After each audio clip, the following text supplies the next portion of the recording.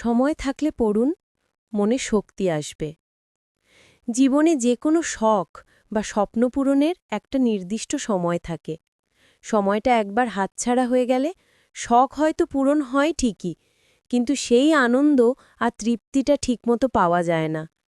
১৭ বছর বয়সে যে বিরিয়ানির এক প্লেট অমৃতের মতো মনে হয়, ৩২ পেরিয়ে গেলে সেই স্বাদ আর তেমন লাগে না। ১৮ বছর বয়সে প্রিয় কাউকে নিয়ে পাঞ্জাবি বা শাড়ি পরে রিকশায় শহর ঘোরা যেই রোমান্টিকতার শিখরে পৌঁছে দেয়, ৩৬ বছরে গিয়ে সেই অনুভূতি অনেক সময় ম্লান হয়ে যায়। ২১ বছর বয়সে বন্ধুদের সাথে সমুদ্রের পাড়ে দৌড়াদৌড়ির আনন্দ ৪০ ছুঁয়ে গেলে আর হয়তো পাওয়া যাবে না। অনেকেই ভাবে একদিন নিজের ছাদ হবে, তখন বাগান করবে। কিন্তু বাস্তবতা হলো, সেই একদিন যখন আসে তখন সময় থাকে না, ইচ্ছে থাকে না, শরীরও সাড়া দেয় না।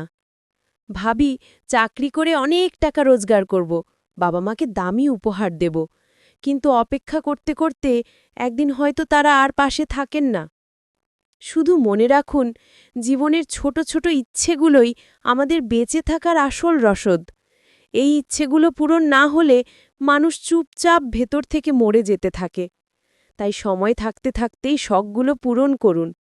অনেক টাকা জমিয়ে একদিন খাবো সেই আশায় বসে না থেকে আজকেই পছন্দের খাবারটা খেয়ে ফেলুন।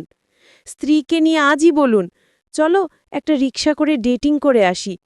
সাথে থাকুক ভেজা শহর, শাড়ি পাঞ্জাবি আর দুজনার বাধাহীন হাসি। পকেটে অল্প টাকাই বা কি আসে যায়, বন্ধুকে ফোন করে বলুন, চল কাশ্মীর যাই। বসার ছাদ না থাকলে কি হয়েছে, বারান্দার ছোট্ট টবেই লাগিয়ে দিন একটা গোলাপের চারা। টিউশনির সামান্য টাকা জমিয়েই বাবার জন্য একটা শার্ট, মায়ের জন্য একটা শাড়ি কিনে ফেলুন। দাম নয়, ভালোবাসাই আসল।